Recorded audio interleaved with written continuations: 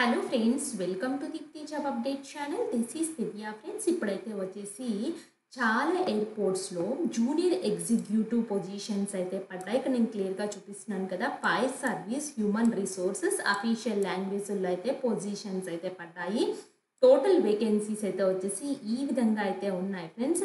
So చూసుకోండి, ఎవరైనా interested candidates apply అయితే చేసుకోండి friends. Airport authority of India నుంచి అఫీషియల్ వెబ్సైట్గా నోటిఫికేషన్ అయితే వచ్చింది. నేను క్లియర్గా అయితే చూపిస్తాను. అప్లికేషన్ ప్రాసెస్ కూడా ఈ వీడియోలోనే ఎక్స్ప్లెయిన్ చేస్తాను.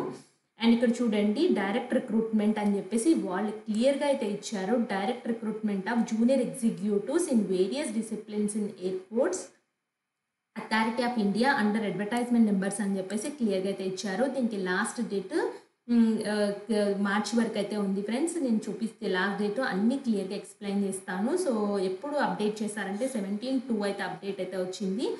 సో నేను ఈ వీడియోలో అన్నీ క్లియర్గా ఎక్స్ప్లెయిన్ చేస్తాను. అదేవిధంగా ఇంకా మన ఛానల్ యొక్క వీడియోస్ ఎవరైనా చూడకపోతే క్విక్గా చూసేయండి. చాలా జెన్యూన్ ఇన్ఫర్మేషన్స్తో వీడియోస్ అయితే ఉన్నాయి.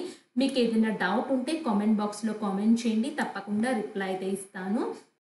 అండ్ ఫ్రెండ్స్, ఇక్కడ చూసినట్లయితే దాని యొక్క అఫీషియల్ నోటిఫికేషన్కి వెళ్దాము. అఫీషియల్ నోటిఫికేషన్లో చూడండి, చాలా వేకెన్సీస్ అయితే ఉన్నాయి.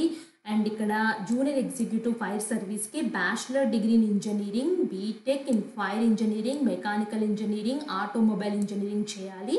నో ఎక్స్పీరియన్స్ అని చెప్పేసి క్లియర్గా చెప్పారు. జూనియర్ ఎగ్జిక్యూటివ్ హ్యూమన్ రిసోర్సెస్లో graduate and MBA or equivalent ఉండి 2 years డ్యూరేషన్ అయితే ఉండాలి. నో ఎక్స్పీరియన్స్ దీనికి కూడా.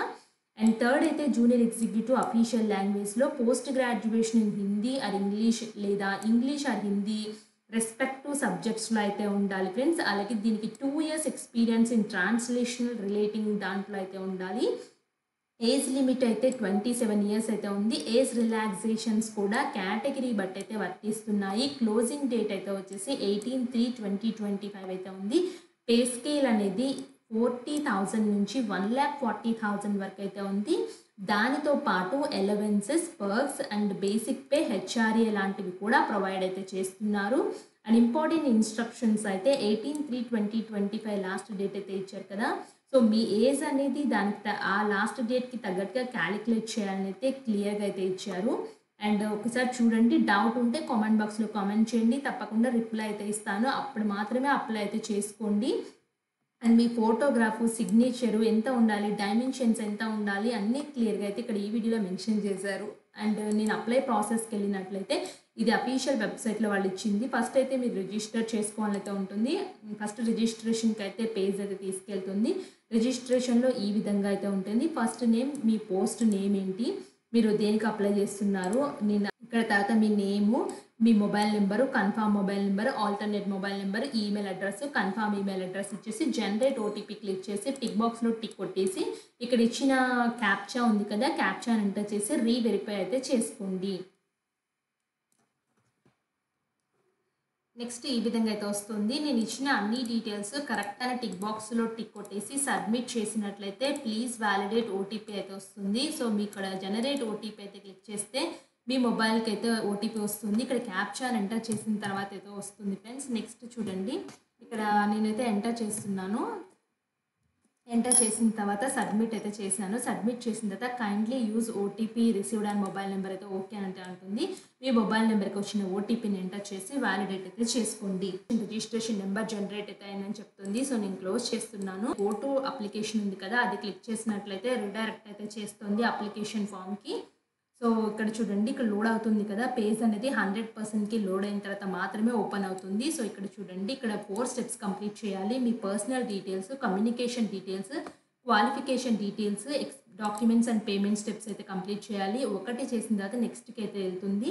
ఇక్కడ చూడండి, ఇక్కడ మీ జెండర్, ఆల్రెడీ రిజిస్ట్రేషన్ నెంబర్ అయితే వస్తుంది. And application number, post name, post code, ఇక్కడ మీ డేట్ ఆఫ్ బర్త్ అయితే రాయండి. Citizen of India, reservation category ఏంటో మెన్షన్ చేయండి. మీరు ఏ కేటగిరీ అయితే ఆ కేటగిరీని అయితే రాయాల్సి అయితే ఉంటుంది.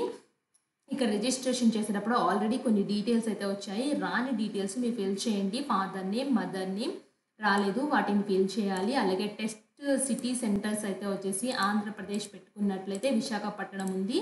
అలాగే నెక్స్ట్ తెలంగాణ అయితే చూద్దాము. తెలంగాణ వాళ్ళకి ఏం సెంటర్ ఇచ్చారో చూద్దాము. ఇక్కడ తెలంగాణ అయితే సెర్చ్ చేయాల్సి అయితే ఉంటుంది. తెలంగాణను చూసినట్లయితే సెంటర్స్ హైదరాబాద్ మాత్రమే ఇచ్చారు.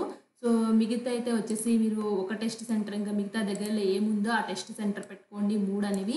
సో, మీరు పీడబ్ల్యూడీ అంటే నో అని పెడుతున్నాను. ఉన్న వాళ్ళు యెస్ పెట్టాలి. ఎక్స్ సర్వీస్ మ్యాన్ అయితే నో అని పెడుతున్నాను. మీరు అటానమస్ బాడీ అయితే నేను నో అని పెడుతున్నాను.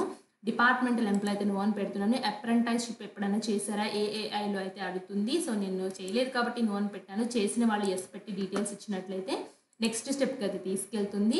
సో, నెక్స్ట్ అయితే వచ్చేసి కమ్యూనికేషన్ డీటెయిల్స్‌కి అయితే వస్తుంది. కమ్యూనికేషన్ డీటెయిల్స్‌లో ప్రెజెంట్ అడ్రస్, పోస్టల్ అడ్రస్ అయితే అడుగుతారు. Next qualification and experience and మీది హైయెస్ట్ క్వాలిఫికేషన్ ఉంది, ఎన్ని ఇయర్స్ ఆఫ్ ఎక్స్‌పీరియన్స్ ఉందో అన్ని మెన్షన్ చేయండి. తర్వాత నెక్స్ట్ డాక్యుమెంట్ అండ్ పేమెంట్ స్టెప్‌కి అయితే తీసుకెళ్తుంది. డాక్యుమెంట్స్‌లో ఏవేం డాక్యుమెంట్స్ అప్లోడ్ చేస్తారో ఆ డాక్యుమెంట్స్ అన్నీ అప్లోడ్ అయితే చేసి పేమెంట్‌కి అయితే తీసుకెళ్తుంది. పేమెంట్‌లో అయితే వచ్చేసి మీరు net banking, credit card, debit card ఏ విధంగానైనా పేమెంట్ అయితే చేయొచ్చు. అప్లికేషన్స్ అనేవి చాలా సింపుల్‌గా ఉంటాయి. ఈ రకమైన ఫార్మాట్ ఆఫ్ అప్లికేషన్స్ మన ఛానల్‌లో చాలా రకాలుగా అయితే చేసైతే పెట్టాం ఫ్రెండ్స్. ఆల్మోస్ట్ అన్ని అప్లికేషన్ ఫామ్స్‌కి ఈ విధంగానే ఉంటుంది. సో, ఏదైనా డౌట్ ఉంటే కామెంట్ బాక్స్‌లో కామెంట్ చేయండి. చాలా సింపుల్‌గా అయితే ఉంటుంది. అండ్ మీకు డైమెన్షన్, సైజెస్‌లో ఫోటో, సిగ్నేచర్, డాక్యుమెంట్స్ అన్నీ ఉంటే hardly it will take 10 minutes friends apply చేయడానికి. చాలా సింపుల్‌గా అయితే ఉంది. మీకు ఏదైనా డౌట్ ఉంటే కామెంట్ బాక్స్‌లో కామెంట్ చేయండి. తప్పకుండా రిప్లై అయితే ఇస్తాను. Thanks for watching.